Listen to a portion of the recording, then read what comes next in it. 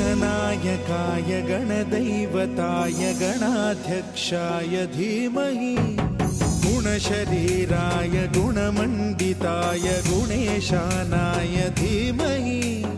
गुणातीताय गुणाधीशाय गुणप्रविष्टाय धीमहि